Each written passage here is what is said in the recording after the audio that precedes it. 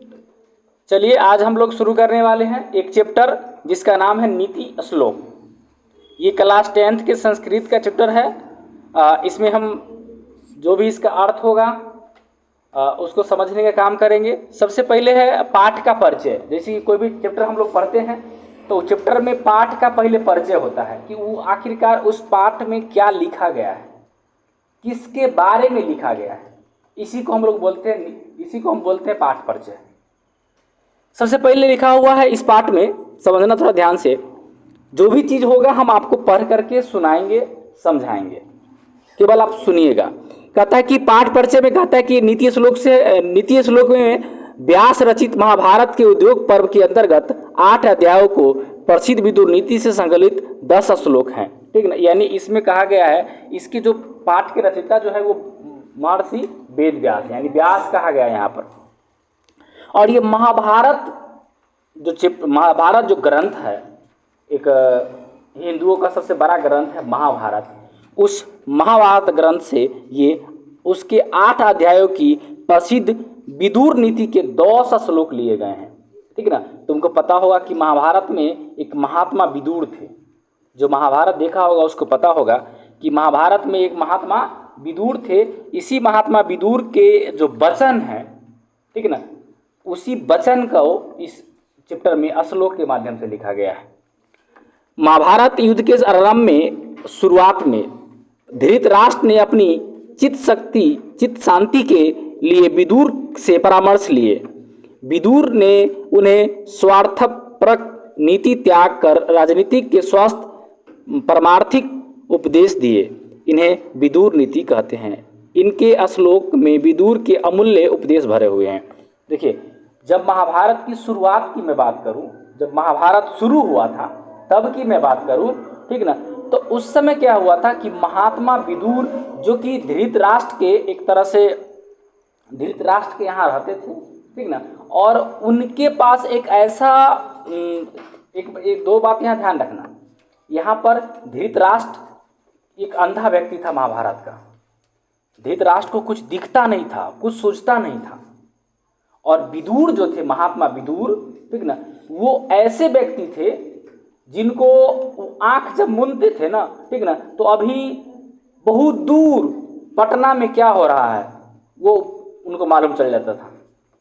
ऐसे थे महात्मा विदुर, ठीक ना। उनके अंदर एक ऐसी शक्ति थी, ठीक ना, ऐसी शक्ति थी जो कि वो दूर कोई चीज हो रहा है ना उसको अपना विजुअलाइज कर लेते थे, मतलब वीडियो की तरह देख लेते थे। जिन्हें हम लोग टीवी में देखते हैं ना, उसी तरह से सेम वो देख लेते थे। और इसी के कारण महात्मा विदुर जो भी आंखों देखा हाल महाभारत का हुआ, उस सारा आंखों देखा हाल धृतराष्ट्र को ही बताए थे। ठीक ना, इसी को हम लोग बोलते हैं विदुर नीति। थोड़ा आगे समझते हैं। अब यहां से शुरुआत होता है आपका चैप्टर का। सबसे पहले कहता है चैप्टर 7 है ये नीति श्लोक, यानी नीति। अच्छा, नीति श्लोक 2 सबसे बना हुआ है, एक नीति और दूसरा है श्लोक। श्लोक का मतलब जनरली कविता से लेते हैं हम लोग, कविता समझते हैं, ठीक ना। और नीति का मतलब होता है नियम, कानून। जो नियम होता है, किसी की जिंदगी जीने के लिए कुछ नियम की आवश्यकता होती है ना, उसी लिए मतलब वही जो है वही उसी को बोलते हैं हम लोग नीति, ठीक ना। यानी नीति इक्वल टू नियम, ठीक ना। अब शुरुआत करते हैं इस पाठ को। आप इसको अपना देखिएगा, सबके बुक में होगा, बुक अब उलट करके आप रख सकते हैं, देख सकते हैं। कहता कि अयम पाठः सुप्रसिद्धस्य ग्रंथस्य महाभारतस्य उद्योग पर्वणम अंश विशेषः अध्याय 33 से 40 रुपयाः विदुर नीते संकलितः। समझिएगा, यह जो पाठ है, अर्थ में लिखा हुआ है, यह पाठ ग्रंथ महाभारत के उद्योग पर्व के अंश विशेष जो कि 33 से लेकर 40 तक के बीच में है, उस से लिया गया है, जो कि विदुर नीति से संकलित है। ठीक है ना, ध्यान रखना। यह पाठ महाभारत के उद्योग पर्व के अंश विशेष से लिया गया है, जो कि अंश विशेष में आपको अध्याय 33 से लेकर के 40 तक रूप में विदुर नीति से संकलित है, जो कि विदुर नीति से लिया गया है। यह निकट पाकर, यानी युद्धम समझना यहाँ, युद्धम आसनम, युद्धम का मतलब वही युद्ध जो होता है, और आसनम मतलब वही निकट नजदीक, प्राप्य मतलब पा करके, धृतराष्ट्रो मित्र मंत्रिवरम विदुरम स्वचितस्य शांत्य कांचित प्रश्नान प्रश्नान नीति विषयकान पृच्छति। समझिएगा, युद्ध नजदीक पा करके, तुमको पता है कि युद्ध जो है, महाभारत का युद्ध बहुत भयंकर और बहुत विनाशकारी युद्ध था, ठीक है ना। जिस युद्ध में कौरव और पांडव दो अलग अलग थे, पक्ष थे, और दोनों पक्ष में, एक पक्ष से पांडव जिसके रक्षक स्वयं श्री कृष्ण थे, ठीक है ना, और एक पक्ष में जो थे वो कौरव, और कौरव और पांडव ये दोनों के पक्ष में युद्ध होता है। कौरव और पांडव दोनों के पक्ष में क्या होता है, युद्ध होता है, और इस युद्ध को ही महाभारत नाम दिया गया। यही युद्ध जो है वो महाभारत है। तो युद्ध को नज़दीक पा करके, मतलब अब युद्ध शुरू होने वाला है, युद्ध अब होगा, इसको नज़दीक पा करके मंत्री जो विदुर थे उनके द्वारा कुछ बोला जाता है, ठीक ना। यानी वही कहता है कि युद्ध के निकट पाकर धृतराष्ट्र ने मंत्री श्रेष्ठ विदुर को अपने चित्त की शांति के लिए कुछ प्रश्न किए। यानी जैसे कि धृतराष्ट्र एक राजा था, ठीक ना, और उन्होंने कोई भी राजा के राज्य में अगर दो पक्ष में युद्ध हो रहा है तो कहीं ना कहीं वो कुछ अपना मन के शांति के लिए कुछ प्रश्न कर सकता है किसी से भी। तो वो मंत्री विदुर थे, इसी मंत्री विदुर से इन्होंने क्या किया, कुछ प्रश्न किया। इसी को विदुर नीति नाम दिया गया, ठीक ना। इस प्रश्न को विदुर नीति नाम दिया गया, और वो थे महात्मा विदुर थे। उनके अंदर बहुत ज़्यादा ज्ञान था, साधारण व्यक्ति नहीं थे महात्मा विदुर, त्रिकालदर्शी थे, आने वाला समय को देख लेते थे। युद्ध जो हो रहा है, कहीं दूर युद्ध हो रहा है, और वो एक बार आंख मूंदते थे तो सारा उनको एक बार दृश्य वहाँ का दिखाई देता। जैसे कि अभी तुम लोग अपने आंख मूंद करके देखो कि तुम लोग देखेगा कि अपना घर पर कुछ फील कर सकता है कि अरे अभी मम्मी ये कर रही होगी या ये वो कुछ, ठीक ना। लेकिन एक समय के अकॉर्डिंग ये विदुर नीति चलता है। मतलब क्या कि महात्मा विदुर चीज़ों को भांप लेते थे दूर से। आगे समझिएगा,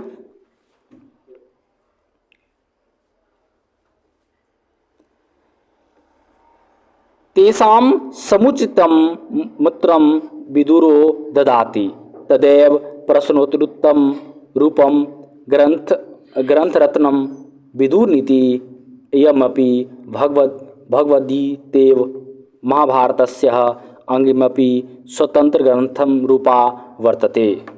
समझिएगा, तेषाम मतलब तेषाम समुचितम विदुराम ददाति, यानी ये सब जो है, ये सब जो प्रश्न और उत्तर जो है या पूछे गए जो प्रश्न है, ये सब के सब क्या है, विदुर नीति है। अर्थ लिखा हुआ है कि पूछे गए प्रश्न का उत्तर विदुर देते हैं। जो प्रश्न धृतराष्ट्र पूछता है विदुर से, महात्मा विदुर से, तो सारे प्रश्न का उत्तर वो देते हैं। वही प्रश्नोत्तर रूप ग्रंथ रत्न विदुर नीति है, और वही दोनों के आदमी की वार्तालाप विदुर नीति है। यह भी भगवद गीता की तरह महाभारत का एक अंग स्वतंत्र ग्रंथ रूप में है, ठीक है ना। ये जो विदुर नीति जो है, जिस तरह से महाभारत एक ग्रंथ है, उसी तरह से स्वतंत्र ग्रंथ एक विदुर नीति भी है, ठीक है ना। जो कि महात्मा विदुर और धृतराष्ट्र के बीच में जो वार्तालाप होता है, इसी वार्तालाप को बताया गया है, उसमें लिखा गया है। अब आते हैं श्लोक पढ़ते हैं, ठीक है ना। अब जितने भी श्लोक होंगे सारे श्लोक हम देखेंगे, ठीक ना। सारे श्लोक को आप बड़ी ही गौर से पढ़ेंगे ताकि सुनने का काम करेंगे, इसीलिए कि इसी श्लोक से ऑब्जेक्टिव बनने वाला है। और एक बार श्लोक पूरा सुन लिया तो तुमको क्लियर हो जाएगा सारा ऑब्जेक्टिव। पहला ऑब्जेक्टिव है, यानी पहला श्लोक है, अयस्यः कृतं न विद्यन्ति शीत मुष्णम भयम रति अस्मृधो रस मृधवा सौवे पंडित उच्यते। जिसके कर्म को सर्दी, गर्मी, भय, भावुकता, संपन्नता अथवा विपन्नता बाधा नहीं डालता है, उसे ही पंडित कहा जाता है। यानी बात को समझिएगा, संसार में बहुत तरह के व्यक्ति होते हैं, ठीक ना। लेकिन आप कोई कर्म करते हैं, हम या आप कोई कर्म करते हैं, तो उसके कर्म को सर्दी, गर्मी, जैसे कि ठंडी के समय में कोई व्यक्ति जो जो व्यक्ति चाहते हैं ना कि जीवन में कुछ हम बहुत अच्छा करें, जीवन में हम अपने उस ऊंचाई पर पहुंच जाए जहां पर कोई नहीं पहुंचा है, तो इसके लिए आपको क्या करना पड़ेगा, जैसे कि जिसके कर्म कर्म मतलब जो हम लोग करते हैं, गर्मी सर्दी से आपको ये नहीं कि आज ठंडा है आज नहीं काम करेंगे, आज बहुत ज़्यादा गर्मी है रहने देते हैं, ठीक ना।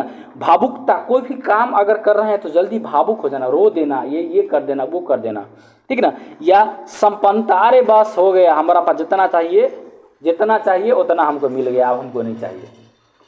विपन्नता मतलब कोई भी बाधा, मतलब विपन्नता मतलब कोई भी विघ्न आ गया, तो इस सबों से आप घबराते नहीं हैं, वही व्यक्ति को पंडित कहते हैं, ठीक ना। उसे ही पंडित कहा गया। इसे पंडित का एक और एग्जाम्पल आगे हम पढ़ेंगे, ठीक ना, ध्यान रखना। आगे कहता है, समझना, तत्वम सर्वभूतानां योगः सर्वकर्मणां उपायोग्यः मनुष्याणां नरः पंडित उच्यते। सभी जीवों के आत्मा के रहस्य को जानने वाला, जितने भी पृथ्वी पर जीव हैं उन सब जीव को की आत्मा के अंदर जो भी रहस्य है, रहस्यमय बात है, उसको जानने वाला, सभी के कर्म के योग को जानने वाला, जो व्यक्ति कर्म कर रहा है इसका फल क्या होगा उस फल को जानने वाला, और मनुष्य के विभिन्न कठिनाइयों को उपाय को जानने वाला व्यक्ति ही पंडित कहलाता है। पंडित उस व्यक्ति को कहते हैं जो सभी जीवों के आत्मा के रहस्य को जानता है, सभी के कर्म के फल को जानता है, ठीक ना, कि आज हम ये काम कर रहे हैं तो इसका परिणाम क्या होगा, इसका अगर कोई विभिन्न प्रकार की कोई गलती करता है तो उसका फल क्या मिलने वाला है। मनुष्य के अलग अलग कठिनाई आता है जीवन में, उसके उपाय को जानने वाला व्यक्ति को ही पंडित कहते हैं। ये पंडित का परिभाषा है, याद रखना, ये पंडित का क्या है, परिभाषा है। चलिए आगे बढ़ते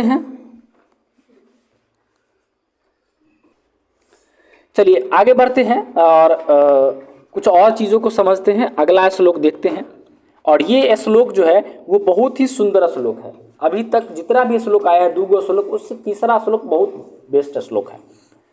क्या कहता है, सुनना थोड़ा ध्यान से।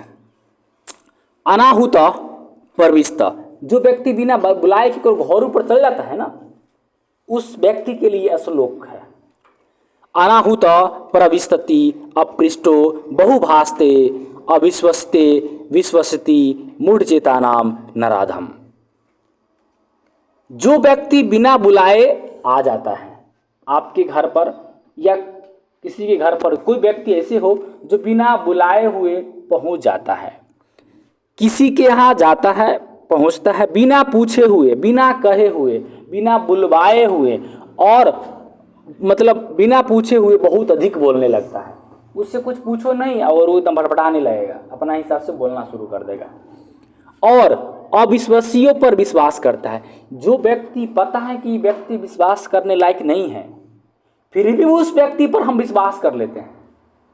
पता है कि व्यक्ति विश्वास के पात्र नहीं है, विश्वास के लायक नहीं है, फिर भी हम विश्वास कर लेते हैं, उसे मूर्ख कहा गया है। मूर्ख उस व्यक्ति को कहा गया है, ठीक ना, जो व्यक्ति बिना बुलाए आ गया। मैं अगर तुम्हारे घर पर बिना बुलाए पहुंचता हूं तो मैं मूर्ख हूं। मैं तुमको बिना पूछ मतलब तुमको बिना प्रश्न किए मैं अत्यधिक बोलने लगता हूं तो मैं मूर्ख हूं। मुझे पता है कि वो व्यक्ति विश्वास के लायक नहीं है, फिर भी मैं उस व्यक्ति पर विश्वास करता हूं तो मैं मूर्ख हूं। इसीलिए ये जीवन का एक रहस्य है, जीवन जीने का एक तरीका है कि आप कहीं जाइए बिना बुलाए मत जाइए। आप कहीं भी जाइए बिना बुलाए हुए मत जाइए। आप तब तक नहीं बोलिए जब तक आपको बोलने के लिए ना कहा जाए। और लास्ट में क्या कहा, आप उसी व्यक्ति पर विश्वास करिए जो लगता है कि व्यक्ति जीवन में विश्वास करने लायक है।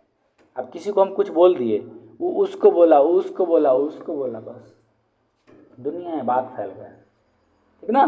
तो ये जीवन का एक रहस्य है। विदुर नीति सिखाता है कि जीवन कैसे जीना है, जीवन में बेहतरीन कैसे हो।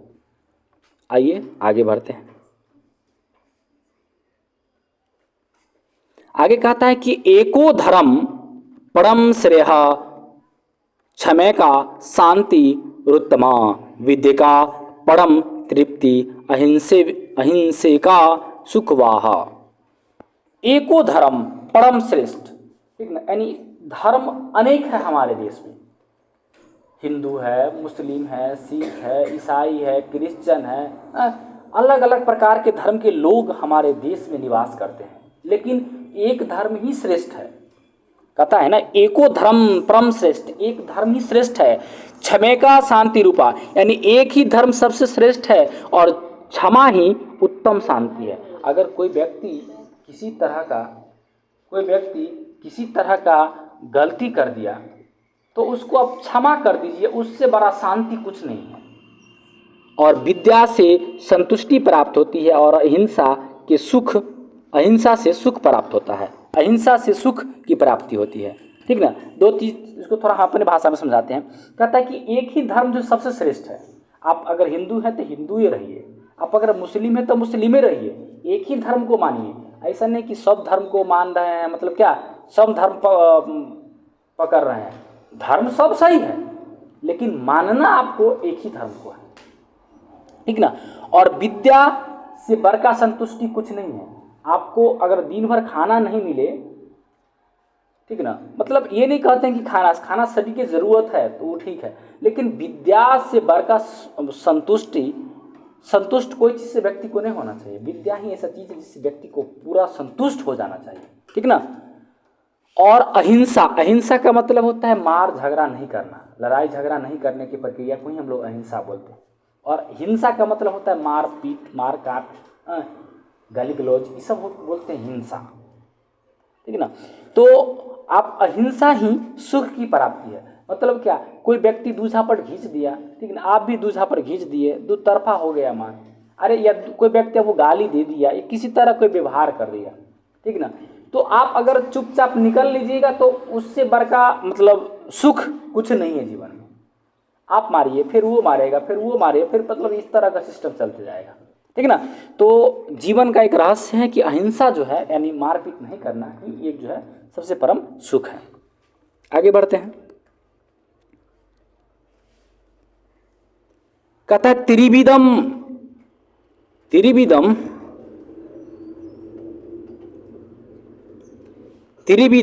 नरकस्येदम द्वारम नाशनम मात्मनः कामः क्रोधस्था लोभ अस्ते अस्मादितम त्रयम त्यजेत।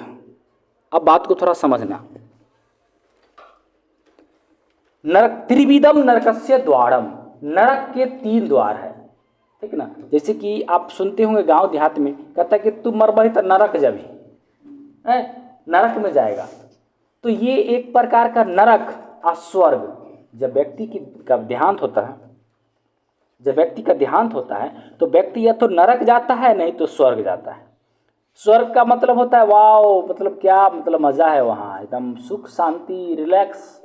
और नरक में क्या है, तुमको वहाँ जाने के बाद गरम गरम तेल में तला जाएगा, गरम गरम पानी में रखा जाएगा, तुमको बहुत यातना दिया जाता है, बहुत कष्ट दिया जाता है। जीव धरती पर जो आप गलत काम करके आए हैं उस सब का हिसाब लेखा जोखा आपका लिखा हुआ रहता है। आप सोचते हैं अरे वाह चोरी कर लिए, कोई नहीं देखा, लेकिन ऐसा नहीं होता है। कोई नहीं देखा, ऊपर वाला सब देख रहा है। आप गलत कर रहे हैं, अरे वाह आज हम इतना बड़ा गलती कर रही है, कोई नहीं देखा, लेकिन ऊपर वाला सब देख रहा है। आप किसी तरह की कुछ कर रहे हैं, आपको लग रहा है कि अरे वाह कोई नहीं देखा, हम तो बहुत तेज हैं, लेकिन ऐसा नहीं है। आप तेज नहीं हैं, देखने वाला देख लिया, आपको पता नहीं है। और इसका हिसाब आपका होगा, आप लिख लीजिए डायरी में, इसका हिसाब आपका होगा। ऊपर चलिए तो सही, आने दीजिए नरक में, आपका हिसाब होगा। नरक के 3 द्वार हैं। पहला काम, दूसरा क्रोध और तीसरा लोभ। ये 3 नरक के द्वार हैं। काम मतलब कोई भी चीज करने की इच्छा, क्रोध गुस्सा, गुस्सा आया किसी को धो दिए, गुस्सा आया कुछ तोड़ दिए, गुस्सा आया किसी से लड़ गए, गुस्सा आया खाना नहीं खाए, गुस्सा आया नहीं पढ़े किताब फाड़ दिए, गुस्सा आया ये किए, गुस्सा आया वो किए, गुस्सा आया ये किए। यही जो है ये, इससे नरक में जाइएगा आप। अब बहुत गुस्सा करते हैं तो नरक के द्वार पर हैं आप, कभी भी आप नरक में पहुंच सकते हैं। और तीसरा है लोभ। लोभ भी नरक के द्वार है।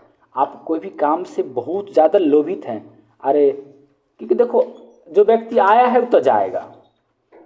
कोई इतना संपत्ति बना लिया है, वो अपन एगो फूटी कौड़ी नहीं ले जाएगा, लास्ट में आ जाते वक्त व्यक्ति उसके बॉडी से वो भी कपड़ा खींच देगा। जैसी आया था नंगा वैसी जाएगा। सब यही है, बस दुनिया में थोड़ा गरीबों को मदद कर दे, किसी का भला कर दे, किसी के लिए बुरा नहीं करे तो अच्छा नहीं करे तो बुरा भी ना करे, ठीक है ना। इसीलिए लोभ नहीं होना चाहिए मनुष्य के अंदर। इसीलिए इन तीनों को त्याग देना चाहिए, ठीक ना। इस तीनों को त्याग देना चाहिए। काम का मतलब यहाँ पर दूसरा काम से है, ठीक ना, अट्रैक्शन जिसको हम बोलते हैं, ठीक ना। ये नहीं समझना काम मतलब घर के कोई काम कर रहे वो काम नहीं हुआ। वासना जिसको कहते हैं उसको बोलते हैं काम। ये इस तीनों को आपको त्याग करना चाहिए। तीनों के तीनों नरक के द्वार हैं, इस तीनों को आपको त्याग देना चाहिए। अगर आप चाहते हैं कि जीवन में सफल हो, ये 3 चीज आपके पास होना चाहिए। पहला तो गुस्सा, दूसरा क्रोध और तीसरा काम, ठीक ना। काम का मतलब वासना होता है, कुछ गलत जो करते हैं हम लोग उसको बोलते हैं, ठीक ना। तो यानी लोभ, क्रोध और काम, ये तीनों को आपको त्यागना चाहिए। आगे बढ़ते हैं। षड दोषा पुरुषनेहा हतव्या भूति मिक्षता निद्रा तंद्रा भयम क्रोधः आलस्यः दीर्घसूत्रता। ऐश्वर्य चाहने वाले व्यक्ति को, जो व्यक्ति ऐश्वर्य चाह रहे हैं उस व्यक्ति को निंद्रा मतलब नींद, अधिक सोना जिसको हम बोलते हैं, तंद्रा मतलब वो अधिक ऊँघना, डर, क्रोध, आलस्य और किसी काम को देर तक करना, इन 6 दोषों का त्याग करना चाहिए। बात को थोड़ा समझिएगा। जो व्यक्ति जीवन में ऐश्वर्य चाह रहे हैं, मतलब क्या, कुछ बेहतर करना चाहते हैं, दुनिया वाला से थोड़ा हट के करना चाहते हैं, दुनिया वाला से थोड़ा हट के करना चाहते हैं, तो आप उस मनुष्य को ये 6 चीज का त्याग करना चाहिए। पहला निंद्रा, दूसरा तंद्रा, भय, क्रोध, आलस्य और दीर्घसूत्रता।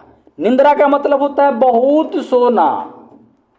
रात में 9 बजे सोए हैं, अभी 10 बज रहा है, उठने का मन नहीं कर रहा है, 11 घंटा पूरा गया, सोचते हैं 10 से सोते हैं तो 10 बजाइए देते हैं, पूरा 12 के 12 घंटा हो जाएगा। अगर आप इतना सो रहे हैं तो आप उस मनुष्य से पीछे हो गए, जो आपसे नीचे था वो आपसे आगे आ जाएगा।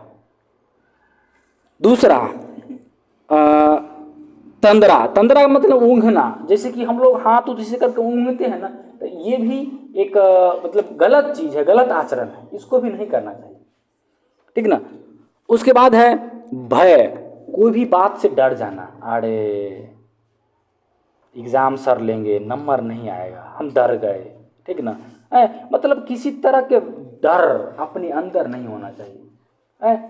अभी तुमको मम्मी कही कि तुम अभी रात है तो फलना जगह से होकर आओ तो 500 रुपया देंगे, हमारा से नहीं होगा, डर, क्योंकि डर के आगे जीत है, हम डर क्यों जाएंगे, ठीक ना। तो ये डर नहीं होना चाहिए। क्रोध, बहुत ज़्यादा गुस्सा, ये आपके अंदर नहीं होना चाहिए। आलस्य, अभी सो जाते हैं, कल पढ़ेंगे, अभी थोड़ा तबीयत हुआ ठीक नहीं लग रहा, फेयर करने सर जी बोले हैं, आज फेयर नहीं करेंगे, अब कौन दिन, अब 15 तारीख के ना चेक करेंगे, अब एक ही बार 14 तारीख करके शुरू करेंगे, एक दिन में कर लेंगे, ठीक ना।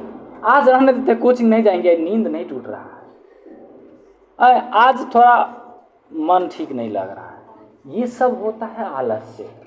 और ये जिस मनुष्य के अंदर है, मैं चैलेंज करता हूँ, वो मनुष्य जीवन में कुछ नहीं कर पाएगा। क्योंकि प्रत्येक दिन जब मैं सुबह में जगता हूँ तो मेरे मन में एक चीज़ आता है कि ओह आज छोड़ देते हैं, नहीं जाते हैं। फिर एक और माइंड में आता है कि अरे हम सुतल रह जाएंगे, फिर बच्चा सब पढ़ने के लिए आएगा, सब झगड़ उगर लेगा, ये वो दिस डेट सब आकर बाहर में खड़ा होगा, कहूँ कुछ कभी कुछ।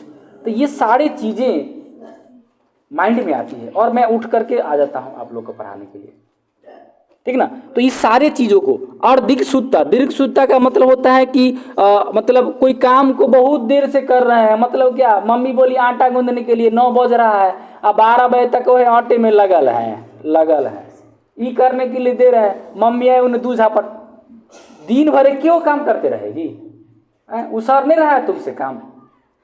इस तरह की जो होती है, ये सब जो होता है, ठीक ना, ये सब उसको आलस से नहीं बोलते हैं, उसको बोलते हैं दीर्घ सुत्ता। मतलब कोई भी काम करने के, मतलब मम्मी दे दी, जैसे कि तुमको ही कोई काम दे दिए, ठीक ना, ये बेंच पोछना है बुआरे, या बेंच को साफ करना है, ठीक ना, और पूरा बेंच को साफ करना है, और तुमको पता है उन्हें से सौरव जी कर रहे हैं साफ, इन्हें से हम कर रहे हैं, ठीक ना। तो हम एक के बेंच का रगड़ रहे हैं, कर रहे हैं, और सर जी एगो से 2 कर लिए साफ, और तुम एक को में लगल है, काहे ला कि एक को कौन होता मेहनत करेगा, और सर जी तो देख रहे हैं कि कर रहा है। तो ये सब चीज़ नहीं होनी चाहिए। इन 6 दोषों को मनुष्य को त्याग करना चाहिए। आइए बढ़ते हैं आगे।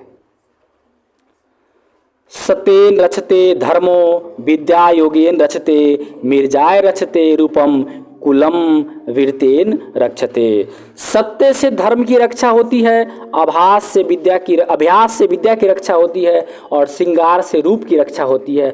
अच्छे आचरण से कुल की रक्षा होती है, परिवार की रक्षा होती है। ध्यान रखना, ठीक ना। देखिए, सत्य अगर आप बोलते हैं, झूठ नहीं बोलते हैं, ठीक ना, तो याद रखिएगा इससे आपका धर्म की रक्षा होता है। जैसे कि कहते हैं कि फलाने धर्म वाला व्यक्ति अच्छा है, वो झूठ नहीं बोलता है, ठीक ना। तो आप अगर अच्छे धर्म के लोग हैं, ठीक ना, तो आप झूठ नहीं बोलिएगा। दूसरा है अभ्यास से विद्या की रक्षा होती है। विद्या मतलब आप जो पढ़ रहे हैं ना, जितना अभ्यास करिएगा, मतलब क्वेश्चन नहीं बन रहा है, खूब पढ़ रहे हैं, खूब प्रैक्टिस कर रहे हैं, एक क्वेश्चन को 4 बार बना रहे हैं, दैट इज कॉल्ड प्रैक्टिस, उसको बोलते हैं अभ्यास। याद नहीं हो रहा है, एक साइड कमरे में गए और खूब उसको बोल कर पढ़ रहे हैं, खूब याद कर रहे हैं, खूब क्वेश्चन को बना रहे हैं, उसको बोलते हैं अभ्यास। खूब ज़्यादा अभ्यास करिएगा, उससे आपकी विद्या की रक्षा होगी। मतलब क्या, सर जी कोई भी क्वेश्चन पूछेंगे आप बताइएगा, क्योंकि आप अभ्यास कर रहे हैं। और टीचर पढ़ा दिया, बस आप सुत गए, घर जाकर बात खत्म। उसको अभ्यास करिए। आज मैं ये चैप्टर पढ़ा रहा हूँ, इस वीडियो को आप 2 बार देखिए। अगर आपके पास फ़ोन है, मोबाइल है, आप इस वीडियो को 2 बार देखिए, 3 बार देखिए, समझने का काम करिए, ऑब्जेक्टिव याद करिए, क्वेश्चन को बनाइए, उसको बोलते हैं अभ्यास। और श्रृंगार का मतलब होता है कि आप कुछ उपटन लगाते हैं या विभिन्न तरह की चीज़ें करते हैं, ठीक ना, इससे आपकी रूप निखरता है, आप सुंदर दिखते हैं, ठीक ना। और अच्छे आचरण से कुल की रक्षा, आपका आचरण अगर अच्छा है तो इससे आपकी कुल की रक्षा होगी। कुल मतलब आपके खानदान, आपकी खानदान की रक्षा होगी। आप अगर गलत हैं तो कहेगा ना कि गांव वाला कहेगा अरे वो फलाना, अरे उसका तो छोड़ दो, उसके ऊपर फैमिली है इस तरह का, ठीक ना। यानी आपका अगर आचरण सही होगा, ठीक ना, तो इससे आपके कुल खानदान इसकी रक्षा होगी, ठीक ना। तो ये आचरण सबसे ज़्यादा इम्पोर्टेंट है जीवन में, कुछ हो ना हो, आचरण सबसे ज़्यादा इम्पोर्टेंट है। आपके आचरण पर दाग नहीं लगना चाहिए। एक बार दाग लग गया, जीवन में कभी धो नहीं सकते हैं उसको। एक बार आप बदनाम हो गए, एक बार आप कुछ गलत चीज़ों में फंस गए, फिर उससे आप निकल नहीं सकते। ये चीज़ ध्यान रखिए। इसी को बोलते हैं, जिससे हम लोग को परिवार की रक्षा होती है। आगे बढ़ते हैं। शायद मैं आपको समझा पा रहा हूँ चीज़ों को, किताब से कुछ ज़्यादा चीज़ों को भी समझा रहा हूँ जो कि ज़रूरत है। उसी को बोलते हैं नीति नियम श्लोक। सुलभा पुरुषा राजनम सतत प्रियवादिनी अप्रिय तु पथस्य वक्ता श्रोता च दुर्लभ। हे राजन, सदैव प्रिय बोलने वाले और सुनने वाले पुरुष आसानी से मिल जाते हैं, लेकिन अप्रिय ही सही उचित बोलने वाले कठिनाई से मिलते हैं। बहुत कठिन है हमारे संसार में। एक चीज़ आप गौर करते होंगे, ठीक ना, कि आप मतलब कोई व्यक्ति ऐसे होगा जो अच्छा अच्छा बात कहेगा, आपको प्यारा प्यारा बात सुनाएगा, हाँ, बस में उस तरह के पुरुष, उस तरह की महिला या उस तरह के व्यक्ति आपको संसार में आसानी से मिल जाएगा। लेकिन अप्रिय मतलब खराब बात ही सही, लेकिन सच बात बोलने वाला व्यक्ति। पूजनीय महाभागा पुण्याश्च गृहदीप्तः स्त्रियो श्रियो गृहयुक्तम अस्तः अस्माद्रभ्यच्छ विशेषः। समझिएगा, यानी स्त्रियां जो होती है, जो महिलाएं होती है, वो घर की लक्ष्मी होती हैं। इन्हीं से परिवार की प्रतिष्ठा बढ़ती है। जो महिलाएं होती है उसी से घर की प्रतिष्ठा जो है से बढ़ती है। यह पुरुषों को जन्म देने वाली होती है, यानी जो महिलाएं होती है वो पुरुषों को करती है, जन्म देती है। इसलिए स्त्रियां विशेष रूप से रक्षा करने योग्य है। जब भी पुरुष को समय मिले या जब भी पुरुष को अवसर मिले तो स्त्री, जो भी महिलाएं हैं, कहीं किसी तरह से असुरक्षित महसूस कर रही है या किसी खतराएं पड़ी हुई है, तो पुरुष को चाहिए कि उसकी रक्षा करना, ठीक ना। पुरुष का परम कर्तव्य है कि वो महिला को रक्षा करे। महिलाओं की रक्षा पुरुष का परम धर्म होना चाहिए, ठीक ना। स्त्री की रक्षा होनी चाहिए विशेष करके। लास्ट में कहता है कि अकीर्ति विनियो हंति अन इन्ने हनंतः पराक्रमणः हंति नित्यम क्षमा क्रोधमचाड़ो हंत्यः लक्षणम। समझिएगा, विनम्रता बदनामी को दूर करता है। अगर आप विनम्र हैं तो बदनाम आप नहीं हो सकते हैं। पुरुषों या प्रक्रम अनर्थ पुरुष जो होता है ये या प्रक्रम अनर्थ को दूर करता है, क्षमा क्रोध को दूर करता है और अच्छा आचरण बुरी आदतों को दूर करता है। आपका अगर आचरण अच्छा है, ठीक ना, तो विभिन्न प्रकार के जो बुरी आचरण है, ठीक ना, या जो खराब आदत है उस सबको क्या करेगा, उस सबको दूर कर देगा, ठीक ना, अगर आप अच्छे इंसान हैं तो। इस तरह से टोटल आपको पूरा चैप्टर था, ठीक है ना। आशा उम्मीद करते हैं कि समझ में आया होगा।